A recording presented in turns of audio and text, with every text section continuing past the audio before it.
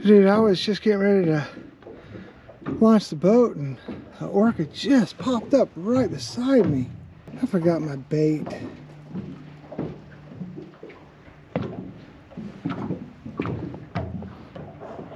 There he is. I was gonna say, was I just hallucinating? That's crazy. Just one orca all by himself. Oh, there! Before I came out here, I saw 6 harbor seals congregating. Ooh! Problem is, you just never know where they're gonna pop up. Skipper, I'd prefer you not get up there. And if it's all the same to. Where's he gonna be? Is he gonna be on this side, the other side? That's the problem with filming wildlife. You never know where they're gonna turn up. All right, so anyways, I forgot my bait, but that's all right. I can go back and get some bait. My wife has been in Fairbanks for 2 weeks. She comes in a couple days. Look at Skipper. Look at Skipper. Ooh, man, that guy has got a big fin. Skipper, why don't you get in the boat? I don't know. In the boat, not out of the boat. Get in the boat. Get in the boat. There we go. In the boat. Oh, there's 2. So it's either a baby, like little oh, that water was red. They have killed something. Hold on. Oh my gosh. Skipper, inside. Go on inside.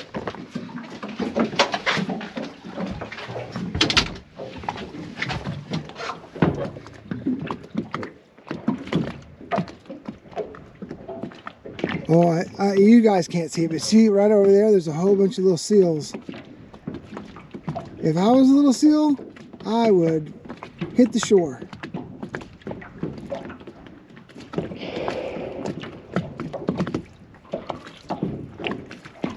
Maybe they're sea lions.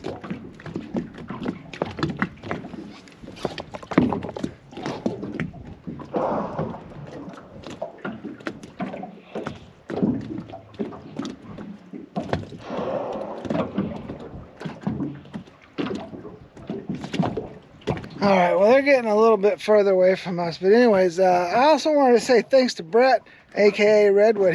I just got this shirt in the mail. It says fillet and instead of catch and release, it says fillet and release. I love it. Thank you, Brett.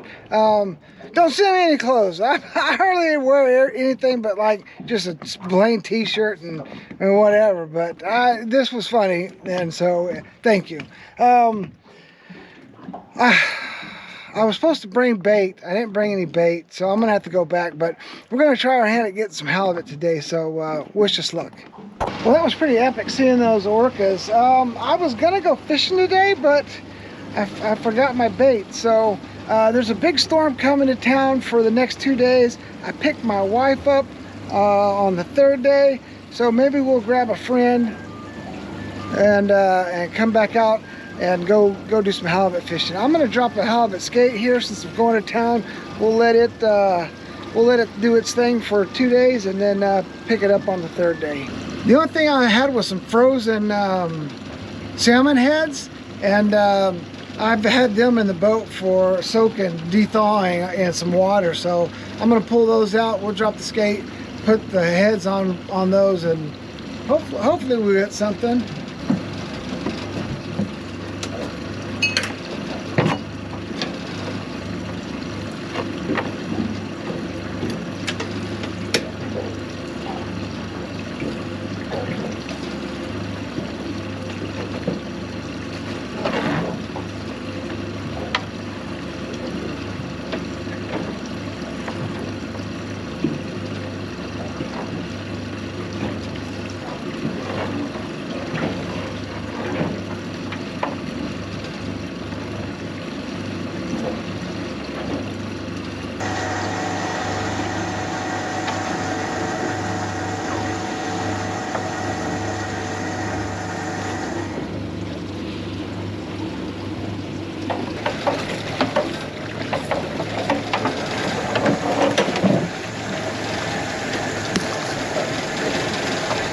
There we go. We'll check back in a couple days, see what we get.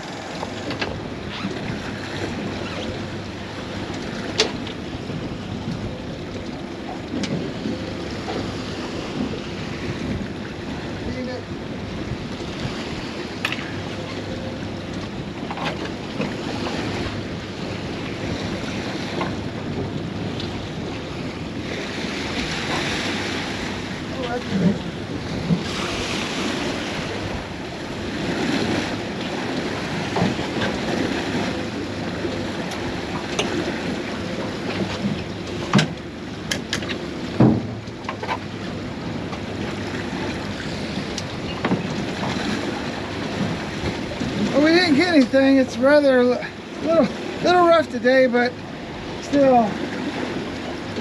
This is the last day before the winds really pick up, so I wanted to pull this out of the way. The forecast was wrong. Today was supposed to start the storm. I mean, the winds are picking up, but it's definitely not a storm yet. So I thought I'd come out here, pull the stuff, see what we got. We got nothing. So while it's still calm, we're gonna go out and just fish for some halibut, see what we can come up with.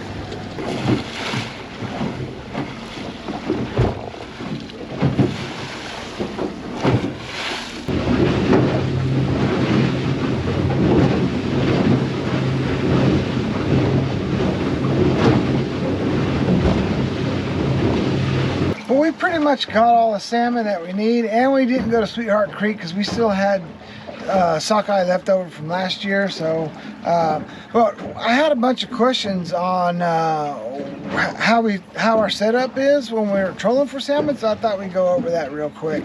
So what you're going to need is a leader, and I make mine different sizes, but 2 to 3 feet is typically what I'll use. You can use a single hook or a double hook, and then I typically always use a little hoochie. And then I've got like a little swivel on this side that I hook to the flasher. So this is a flasher. They make E-flashers and they just make regular flashers. These little E-flashers have a little microchip in there. What they do, I don't know, but they tend to work, so I've been using them.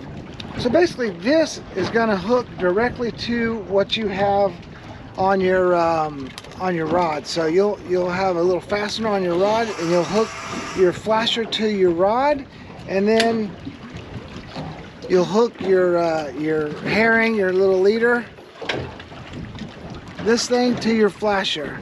Now I also put a little slither of herring on here just to give it a little scent. Now you don't have to use a hoochie, you can just use herring by itself, but if they like little squid and they like herring, why not use both? So they have different color flashers, from just basic chrome to like orange, black and white, like a green or orange. So there's all kinds of flashers. Typically, if something ain't working, I'll switch up a flasher, and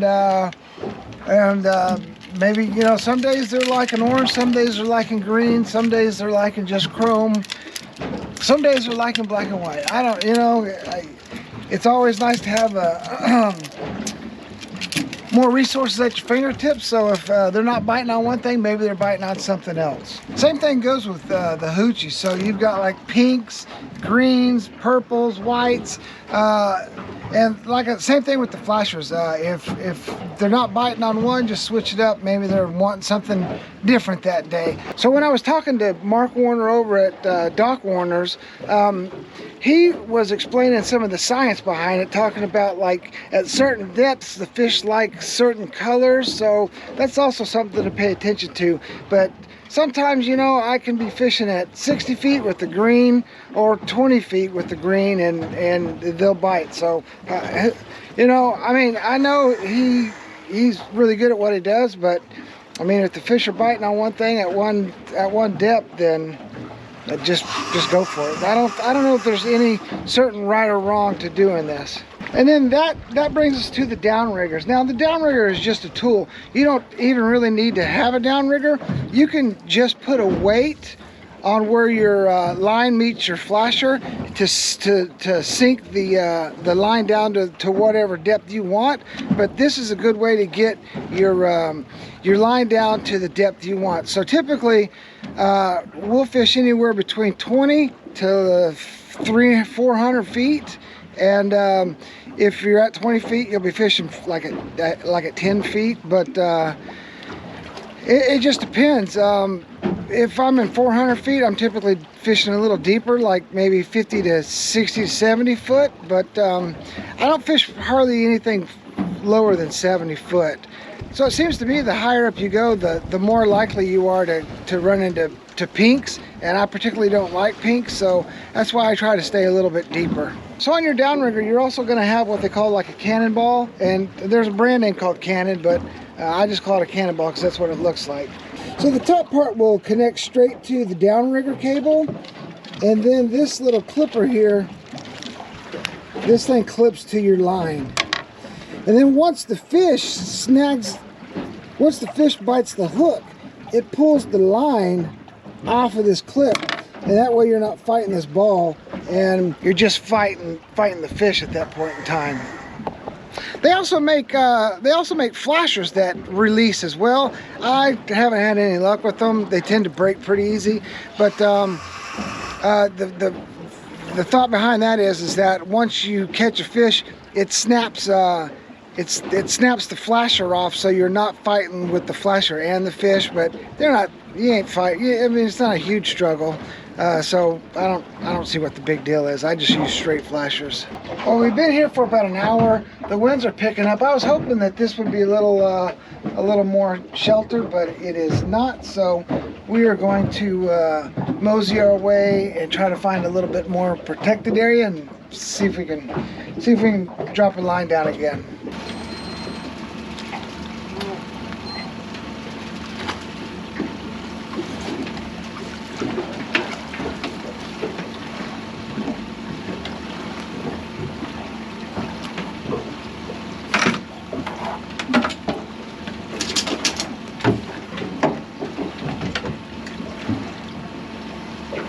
Cod.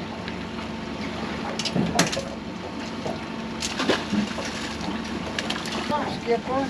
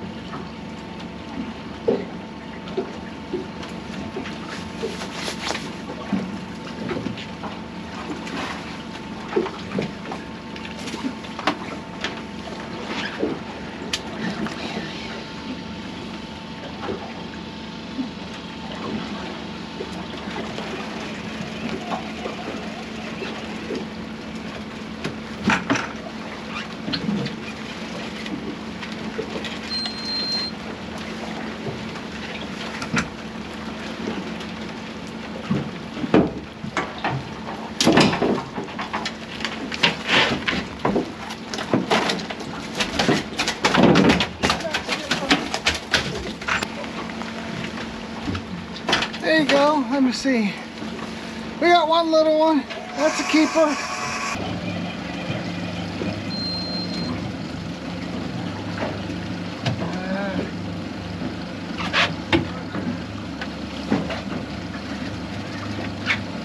Yeah, skipper.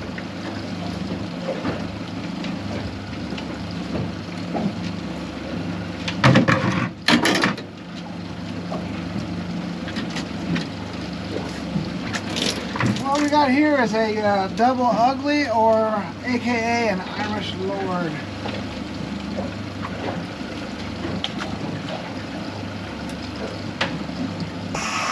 Alright, so we got one little halibut. I think we're going to call it a day. We're going to make a trip. We're going to try to make a trip a little bit further outside Juneau's range, maybe going towards either Tracy Arms or going towards Juneau, and maybe we can have better luck when we get outside of Juneau's little footprint. Everything's just kind of overfished here. So anyways, thank you guys for watching. Remember, live free. We'll see you next week.